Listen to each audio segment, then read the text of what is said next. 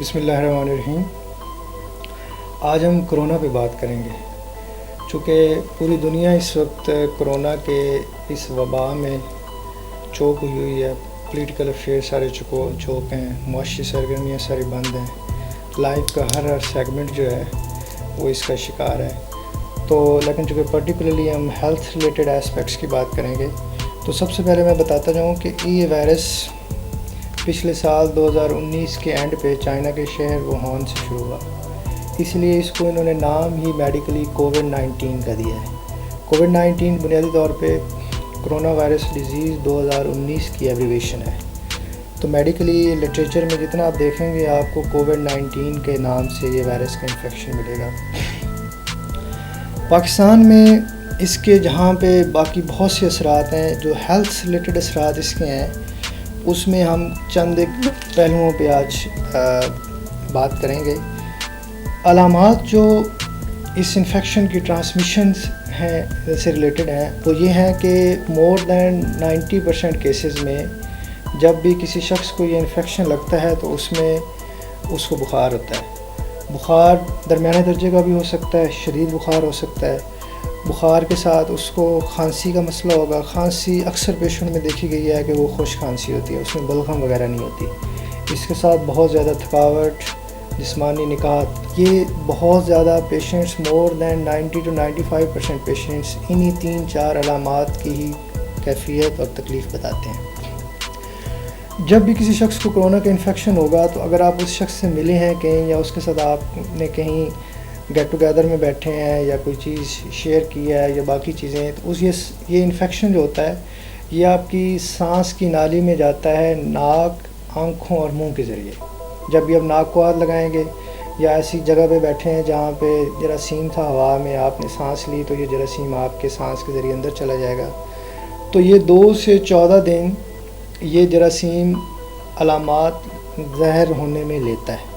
مطلب اگر آپ کسی شخص سے ملے ہیں تو یہ نہیں ہے کہ اسی وقت آپ کو بخار ہو جائے گا، اسی وقت آپ کو کھانسی ہو جائے گی۔ یہ 2 سے 14 دن لگیں گے علامات آنے میں۔ 2 سے 14 دنوں بعد آپ کو کیا ہوگا کہ آپ کو بخار ہو سکتا ہے، آپ کو کھانسی ہو سکتی ہے، آپ کا گلا خراب ہو سکتا ہے، آپ کو نقاہت اور باقی کی پیچیدگیاں شروع ہو جائیں گی۔ جو مزے کی بات اس انفیکشن میں یہ ہے کہ وہ 80% کیسز میں یہ وائرس کو بہت زیادہ پیچیدگی کاری ہی نہیں رہا۔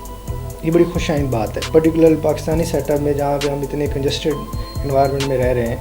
80% لوگوں میں اس وائرس کی صرف چھوٹی موٹی علامات ہیں، بخار ہے، ہلکی پھلکی کھانسی ہے، کمزوری ہے۔ 80% مریض خود بخود ود پیسج آف ٹائم ٹھیک ہو جاتے ہیں۔ جو 14 سے 15% پیشنٹ ہیں اس میں درمیانے درجے کی پیچیدگیاں ہیں، ان کو ہو سکتا ہے کہ ہسپتال میں داخل کرنا پڑے،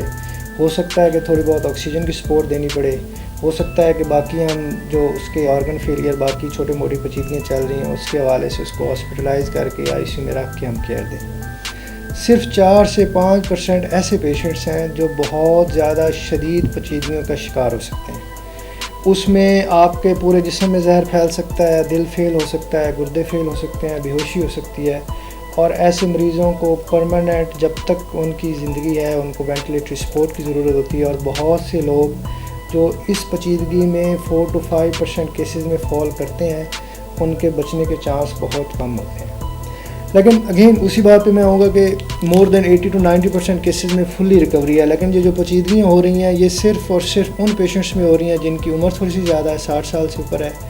یا جن کو ساتھ شوگر کا مسئلہ ہے، بلڈ پریشر کا مسئلہ ہے، پہلے پھیپھڑوں کا مسئلہ ہے، وہ سگریٹ وغیرہ پیتے ہیں تو پھیپھڑے پہلے خراب ہیں ان کے، یا ڈائلسس پہ ہیں۔ تو یہ وہ پیشنٹس ہیں جن میں زیادہ پیچیدگیوں کے چانس ہیں اور اس مرض سے متاثر ہونے کے زیادہ امکانات ہیں ان پیشنٹس سے۔ اگر ہم بات کریں اس کے پھیلاؤ کی کہ ہم اس کو کیسے روک سکتے ہیں، میں نے آپ کو کہا کہ یہ سمجھو کہ میں نے یہ کاغذ پکڑا ہوا ہے، تو اگر میرے ہاتھ پہ کرونا کا انفیکشن ہے تو اس کاغذ کے اوپر بھی گھنٹوں وہ انفیکشن زندہ رہے گا۔ بازار میں آپ گئے ہیں تو آپ شاپر لے کے آتے ہیں، اگر آپ کے دکاندار کو کرونا کا انفیکشن ہے تو اس کے اوپر بھی گھنٹوں انفیکشن رہے گا۔ ہوا میں بھی اس کے گھنٹوں انفیکشن پھیلتا رہتا ہے، اگر آپ اس ہوا میں سانس لیں گے تو یہ آپ کی سانس کے ذریعے آپ کے پھیپھڑوں میں انفیکشن منتقل ہو جائے گا۔ تو اس لیے اس سے بچاؤ کے لیے پرٹیکولر میئرز لینے کی بہت ضرورت ہے۔ سب سے جو اہم بات جو ورلڈ وائڈ ایکسیپٹڈ ہے، جو دنیا کی ساری آرگنائزیشن اس پہ توجہ دے رہی ہیں، وہ یہی بات ہے کہ آپ نے اس انفیکشن سے بچنے کے لیے حفاظتی جو تدابیر ہیں ان پہ ہی ٹاپ پہ پرائرٹی رکھنی ہے۔ اس میں سب سے پہلے یہ ہے کہ آپ اپنے ہاتھ دھوئیں، 20 سیکنڈز کے لیے ہاتھ ایسے دھوئیں کہ اس میں صابن کا فوم بنے۔ جو فوم ہوتا ہے وہ ان جراثیموں کو کل کر دیتا ہے، اور فریکوینٹ دھوتے رہیں۔ ہر 2 گھنٹے بعد اپنا ہاتھ، ناک اور منہ دھوئیں، بار بار پانی پئیں تاکہ وہ جراثیم جو آپ کے ناک کے ذریعے اگر داخل ہو بھی گیا ہے تو وہ ناک صاف کرتے ہوئے یا تو باہر نکل آئے گا، یا آپ پانی پئیں گے تو گلے کے ارد گرد جو انفیکشن ہے وہ اس کے ساتھ نگل لیں گے،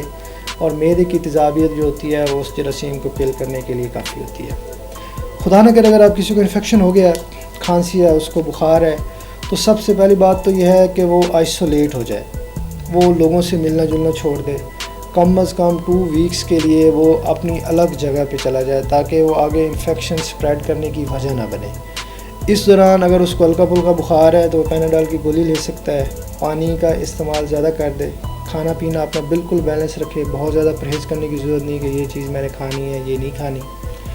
اپنے کنسرن ڈاکٹر سے اس بارے میں رائے لے، اگر وہ مناسب سمجھے تو آپ کا ٹیسٹ کروا لے گا،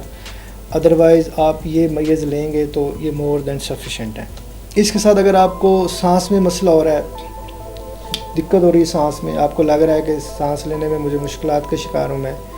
یا آپ کو خدا نہ کرے ساتھ گردوں کا مسئلہ ہے، کوئی سانس کے پھیپھڑوں کا پہلے مسئلہ ہے، کوئی شوگر آپ کی بہت آؤٹ آف کنٹرول ہے، تو اس صورت میں یہی مناسب سمجھوں گا کہ آپ اپنے ڈاکٹر کی رائے لے کے آپ ہاسپٹلائز ہو جائیں تاکہ وہاں پہ آپ کو آکسیجن کی سپورٹ مل جائے گی، اور ساتھ ساتھ اگر خدا نہ کرے آپ کو سانس کی مشین کی ضرورت پڑتی ہے جس کو ہم وینٹیلیٹر کہتے ہیں، تو وہ بھی ہاسپٹل میں اویلیبل ہوتا ہے۔ بچوں میں خاص طور پر یہ کوئی خاص مسئلہ کرنے والا جراثیم ہے نہیں ہے، بہت سے بچوں میں یہ انفیکشن ہی دیکھا گیا، اگر کسی بچے کو انفیکشن یہ لگتا بھی ہے تو اس میں بہت زیادہ پیچیدگیاں نہیں آئیں۔ ان ساری علامات، سارے ویوز میں ایک جو سب سے اہم بات یہ ہے کہ اگر بخار آپ کو نہیں ہوا، کھانسی نہیں ہوئی، لیکن اگر آپ کی سونگنے کی حس میں مسئلہ ہوا ہے تو پھر بھی آپ کرونا وائرس کا انفیکشن کا شکار ہو سکتے ہیں۔ تو مور دین 70% جو 70% پیشنٹس ہیں ان میں یہ دیکھا گیا ہے کہ ان کو پیرلل سونگنے کا مسئلے کا شکار ہو جاتے ہیں۔ وہ علاج میں کوئی خاص ابھی دوائی ایجاد نہیں ہوئی، صرف جو احتیاطی تدابیر ہیں انہی پہ ہی ایمفیسس دیا جا رہا ہے۔ چند ایک دوائیاں ہیں جس میں ہائیڈروکسی کلوروکوئین ہے، ایورمیکٹن ہے، یا چند ایک اور دوائیاں ہیں، وہ